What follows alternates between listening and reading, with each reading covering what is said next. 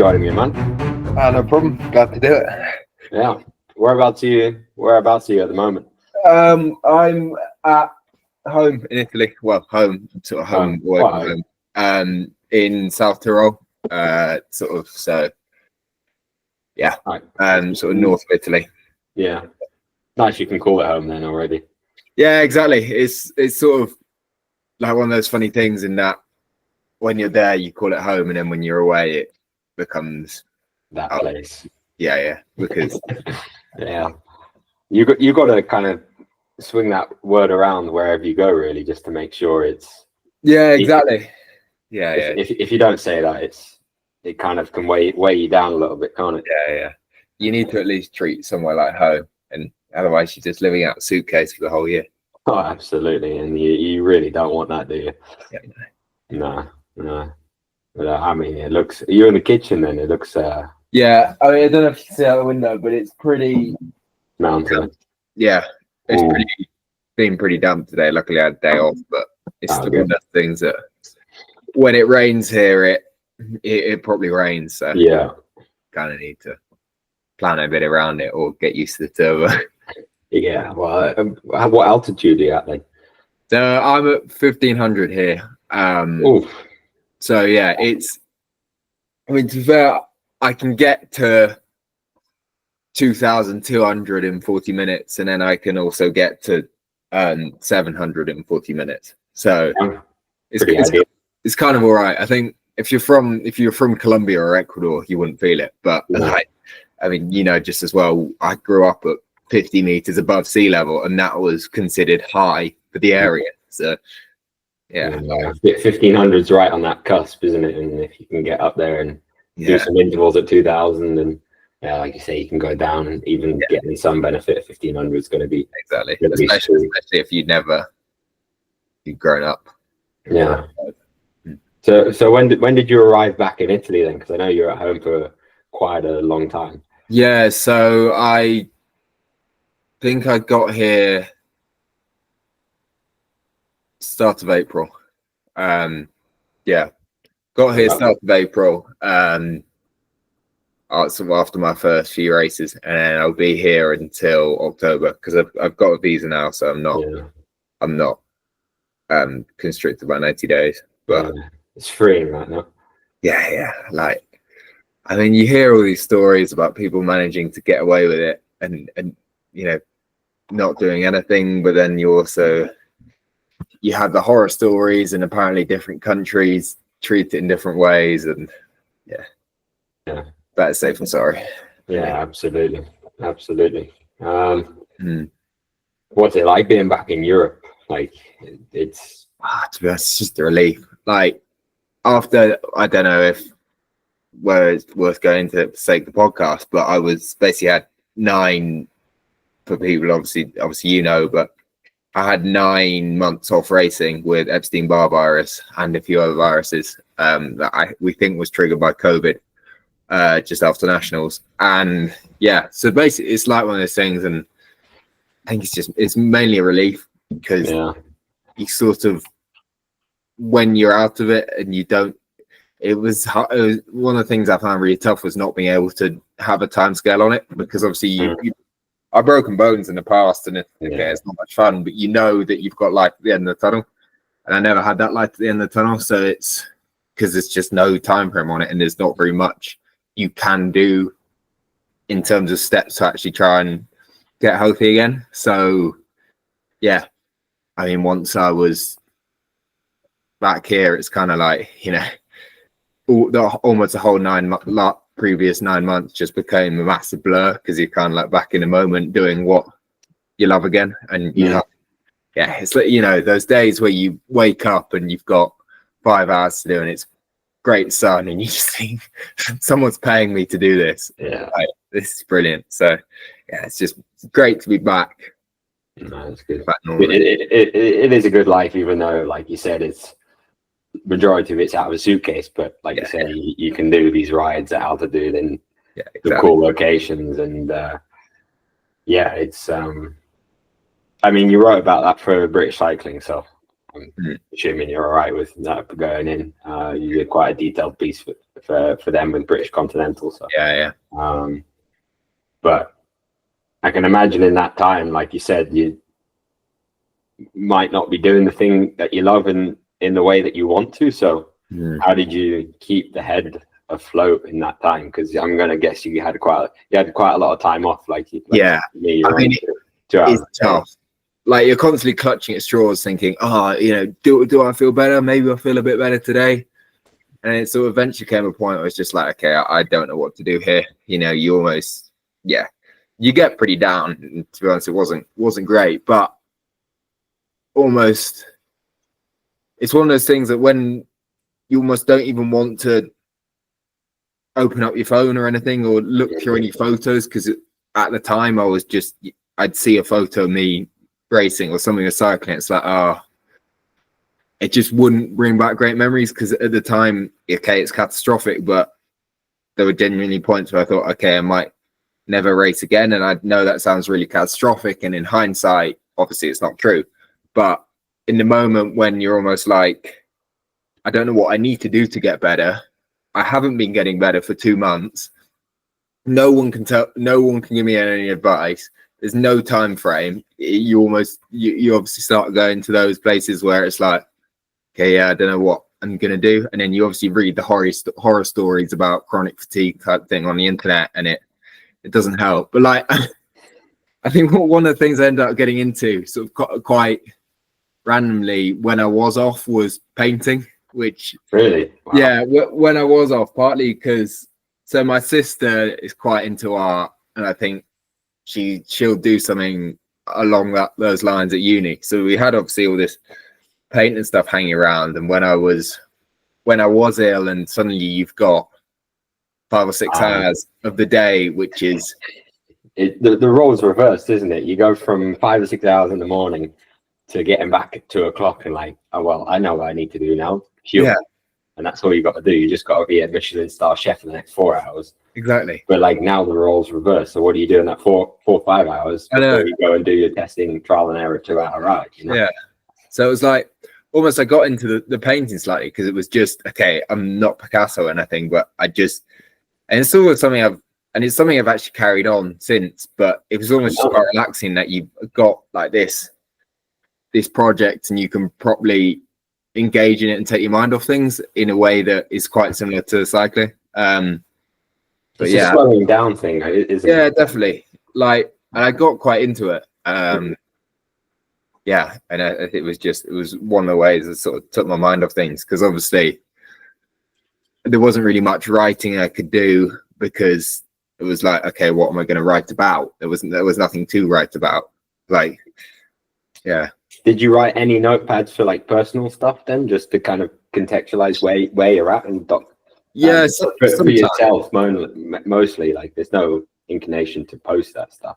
Yeah, a little bit, but not. Or did the painting kind of do that for it? I don't know. I'd say like I was literally just painting photos of mountains, and it wasn't like some sort of, you know, deep soul searching type thing. No. But it was yeah, I think I just didn't do any writing, because it was like, well, there's nothing to say. I can yeah, there was nothing to write about at the time. But obviously when you're back, you know, you suddenly have something to write about, and it makes quite a well, you're back in the mountains now, so it's like, yeah, exactly, you're taking them home to feel a bit of comfort in those times, I can imagine. So yeah, that's nice. But what did you feel in that time would be kind of considered an underrated aspect of being an athlete then, given that context that you went from nationals kind of at the front competing to next week kind of feeling a bit off and having that perspective? Yeah, I mean, it was literally, I went from the best form ever to, you know, a month later. It'd be like that more than you think. Like, I know, I couldn't walk the dog. So yeah, it was funny. But I wonder, what do I appreciate? I don't know. It's almost an unspoken thing, because there were times when I thought, okay, I'm just gonna rest. I've tried riding, I've tried doing these things. I'm just gonna take a month off and see what happens. In the end, that didn't help at all. But you definitely notice yourself. I noticed myself becoming a bit more irritable and not quite right. Whereas even when you go out for a 20-minute ride, something like that, everything just seemed a little bit better. And it's like, I don't know about you, but when you're nervous about a big race or something like that, or some testing or whatever, you go out for a ride and suddenly it all just seems okay and it works. And I think, yeah, honestly, I think, yeah, in that sense, you start to see why people say exercise is like a drug, because when you stop doing it, it becomes a bit, yeah, you do start to see the side effects. You feel that lack of endorphins, don't you? It's yeah, definitely very much a head clearing thing, isn't it? Yeah, and I suppose that kind of links into the writing. Do you do that quite often after the rides if you've got like the energy to do so, or is it quite spontaneous? Yeah, it's a funny one. I mean, it's sort of like I know me and you have had this discussion on rides before. Is what time do you leave for a ride? Because I know you're an 8 o'clock out the door, and then I've gone more to the Euro life. I can't say. Yeah, I mean, and then I've got some teammates who will literally leave at 11:30, 12, and I'm like, that's too much time. So I'm sort of in the middle. Yeah, because if you get back at 3 or 4, my thing being, if you're completely cooked, if you come back at 4, you've finished lunch by 4 or whatever, you can sort of your tea time. Yeah, you can kind of you can kind of fill the time if you're completely cooked, but also you've got enough time to focus on other stuff. Obviously, if you're leaving by 9 or something like that, so yeah, sort of. In terms of the writing, I wouldn't necessarily say I'm on a schedule or anything, and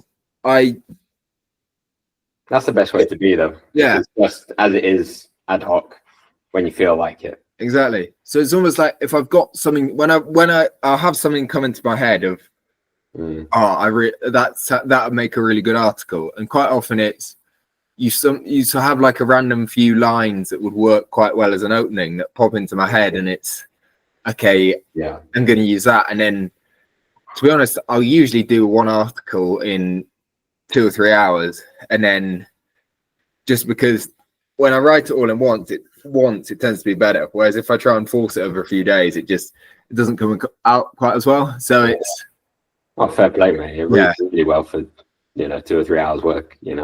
I'm sure it's edited in there, but yeah, it's a really good pieces.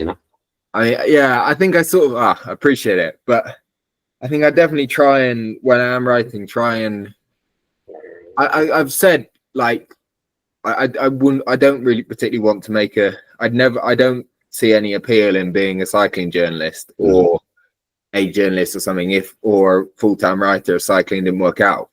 At the end of the day, I do lots of this writing because I enjoy it more than anything. And if I can make a piece that someone else enjoys reading, then that's a bonus. So yeah, I try and do it in my own style, as if so that you could kind of recognize my voice in it if you knew me. Yeah, you can definitely read in that, man. So I think that I'm not trying to pretend I'm Velo News or Cycling Weekly or something like that. Like those publications are professional writers; they're far better writers than me. But the writing, to be honest, I just enjoy it, and you get into that flow of things. In the same way I talked about the painting, and obviously you get into the when you're writing, you sit down and suddenly you've done 2 hours of it, and it's like, where's this gone? Where's that gone? And you end up with something, you can look back on and think, actually, this reads quite well. So. Yeah. And do you think that pause, has that kept you from sort of that social media stuff that you said you didn't want to see any photos of anyone when you were doing it? Or I don't know. In terms of, I don't know. Like, I think. Is it a good reset for you? Like to just chill out for 2-3 hours as you're typing along and. But I think you say like sort of Yeah, going back to the end of the day, cycling is one of my major passions, and I know a lot of guys who literally don't care about racing, don't care about watching pro racing, but I do genuinely like the tech side of things, all the cycling side of things. So I will read a lot about cycling, training, physiology, tech outside of training. So I think you got to get perspective in that as well, then, because otherwise, it's 24 hours all encompassing. You've got to have that hard cut, which, as you say, you go from doing the riding and writing about it, and then you can kind of be the fan afterwards once you've digested what you've done. Yeah, I agree. But then on the flip side, I think also you see something like when it's not going great, you almost just want to switch off from cycling when you're not with it. And that's where sort of the writing is based on cycling, because that's what I got the most knowledge in. Like I'm not going to write about, I don't know, biology or science. Your history podcast. Yeah, you might be an expert in that, given how much you've well, yeah. I mean, that's one of my other random areas of special interest is sort of military history. So that's sort of what I do try and, if I'm trying to switch off from cycling, sort of, because it was one of the bits of advice I was given when I first joined Tirol was try and have something on the side. Don't be one of these people where cycling is all you can speak about. Okay, for some guys that might be doing a uni course or whatever, or just making sure you read books about other stuff, but make sure you're not only about cycling. And I think in terms of, for me, like the area I've got a slightly almost as deep knowledge and interest on is sort of military history. So I read quite a lot about that, and it's quite good around here actually. So I'm in South Tirol, and literally 30 kilometers away from me it's where all this fighting during the First World War sort of took place. There's got to be so much history there. It's incredible. And there's literally tunnels up inside these mountains that they've dug, and you can still see where they've cut a hole in the rock for machine gun emplacements, and and other places where literally the cliff face has collapsed because they took to digging under each other and blowing each other up. Like, it's quite, in a way, that's always quite good on a rest day, that I can always go and find that and take a hike somewhere. Yeah, exactly. Sweet. I mean, it always surprises me. You've got this mainstream history lesson that you do at school, but then you get all these little countries with little stories from those times that are probably twice as interesting. I know, as what you learn at school. And it's like you've missed out so much from that, and you've got to really appreciate it. Like when I went to Albania, there was so much more history than I could ever possibly have imagined.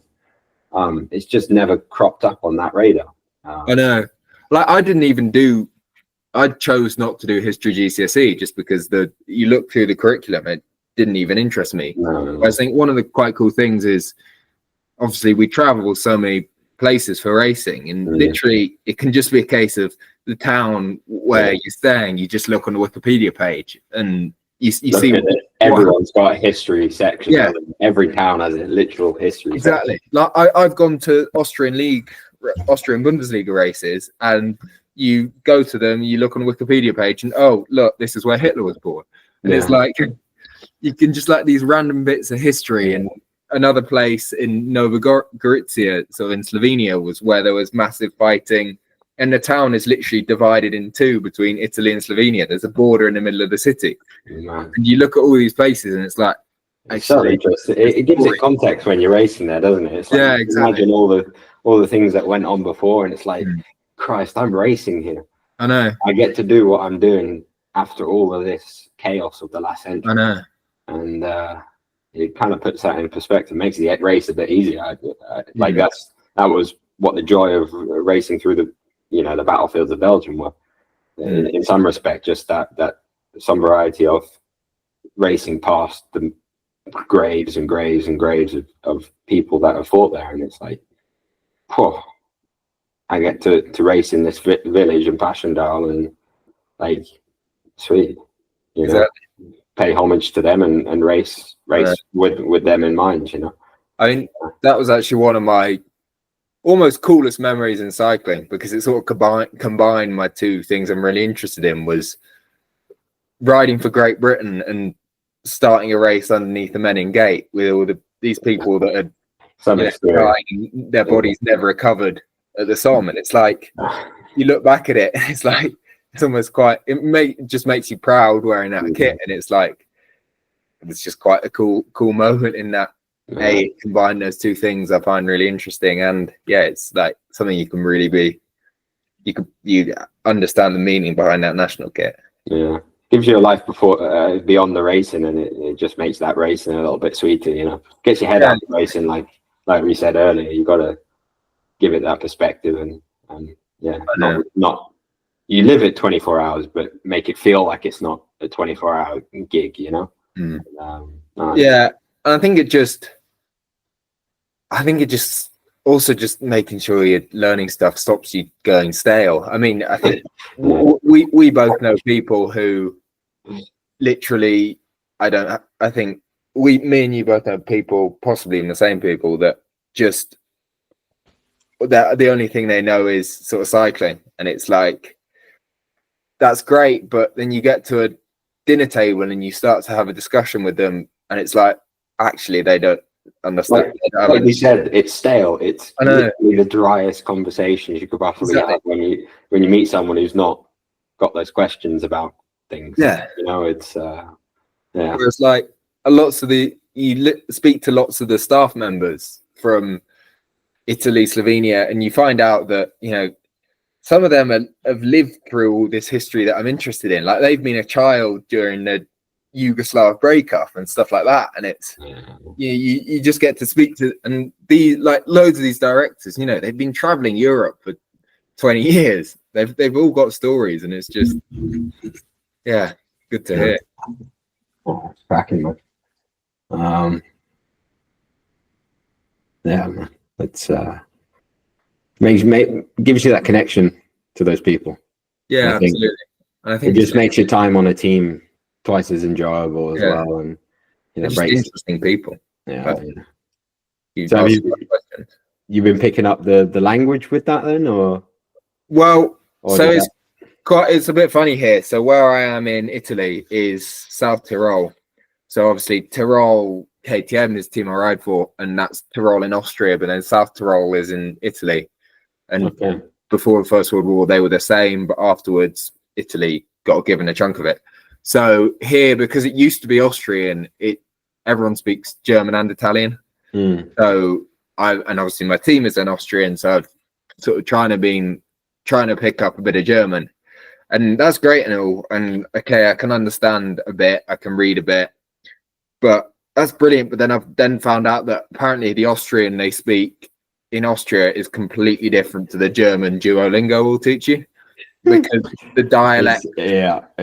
Apparently they don't even understand each other half the time because they're from different valleys. So it's like, great. I overheard a group of girls who were mixed nationalities at a cafe when I was in Swiss the other week, and one of them was an English lass who'd been there. Took 17 years to learn the Swiss dialect of German. And you've got these international women sitting at the table, drinking coffee, chatting about trying to learn the Swiss German before actually getting German cracked. You know, it's like, damn, they're going at the deep end.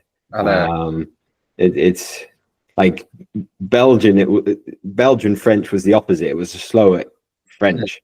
So it was easier to kind of split up the words, separate the words out. And then you could listen to it a little bit easier and find your feet, and then you can go to the French, and a few dialect changes, but not too much. But German just seems so vast in how it comes across. So I think it's the same thing as well. That I did French A level, so I'm sure it's the same with you speaking French. You kind of look at Italian or you look at Spanish, you kind of get the gist of what you're saying. Yeah, whereas once you've got like a Latin sort of base on how it goes, then it's like, that makes sense. whereas German, you hear it and it just sounds impenetrable. So it's. But I think once you actually get into the weeds of it, the grammar and structure is more similar to English, I think. Yeah. Yeah. Well, it's Germanic, isn't it? English is a Germanic language rather than the Romantic languages of Italian, Spanish, and French. Yeah. So it's got similar, like you say, structure. Same as Danish. Danish is just like gobbledygook, but the structure is actually pretty much the same as English. So if you give it time to spot the patterns, you'll pick it up. But and Frisian in the Netherlands, apparently. Yeah, very similar to German and English. Yeah, very much. Yeah, I can listen to Flemish and Dutch for sure at the dinner table. But yeah, mate. Is there anything more that you kind of get up to, or do you listen to the podcast on the bike specifically, or is it after kind of recharging when your feet are up on the table?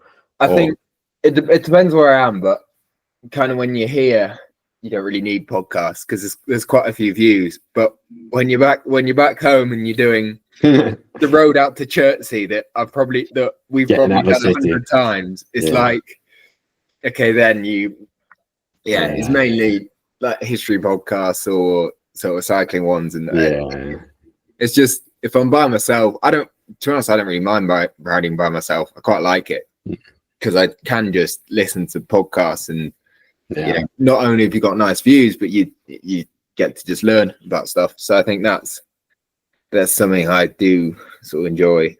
So what's top of the list on the Spotify Wrapped for your podcast? Oh, I've just started this one called Finn versus History, which is sort of like this. Finn versus History. Wow. It's this comedian called Finn Taylor, and he is basically they just go through historical topics, and it's a bit close to the bone, but it is just very funny, and they basically just make it up half the time, and it's very funny. And then, but the Dan Snow history one that's really good actually. Yeah. Well, I can see where you get your wit from, and if that's the case, yeah, sweet. And any cycling ones that you get on top of the list? There's a few sort of physiology ones. Oh, What's Occurring, of course. And the Social Distance podcast. That's cycling as well. Yeah. But to be honest, they hardly ever talk about cycling. And then like there's this one by Cyrus Monk. He does Train Like a Monk, which is where he just interviews pros about their training. And then the Jack Burke podcast I really like.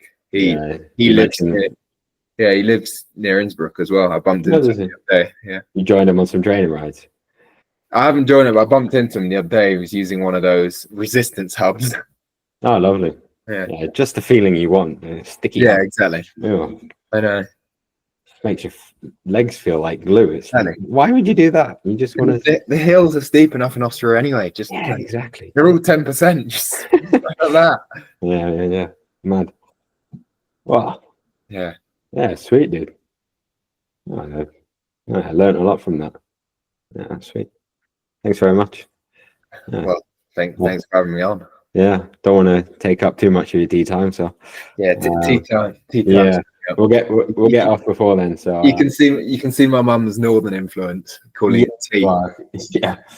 I mean, I was the same when I was a kid. It's been very much fluctuating, but like when I was swimming, even kind of midway through my start of cycling, I'd eat early at about 4:35 when I got home from school, and then get onto the training or go to the pool. Obviously now it's all switched around, so now it's a bit later, but like you say, there's something nice about tea time because then you can go to bed earlier. You end up having pretty weird meal times, I think, is about right. The 4 o'clock lunches, and you got to come up with new vocabulary, and I think the tea time really fits the bill.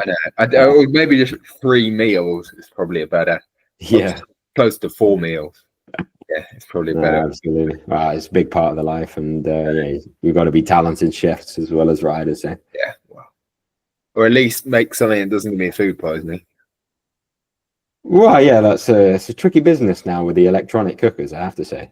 Yeah, I mean, my apartment smells a bit like burnt toast at the moment because I got a new microwave the other day. My old one basically just spanned food around and it was useless. So I got a new microwave and decided brilliant. I'll stick a piece of frozen bread in just to see, make sure it works. And obviously the whole thing started smoking, so I still need to get the burnt toast smell out the flat. But putting a couple of windows would work, but well, I mean, I've tried that, but I think it absorbs. I don't know. There was a lot of smoke, but oh well.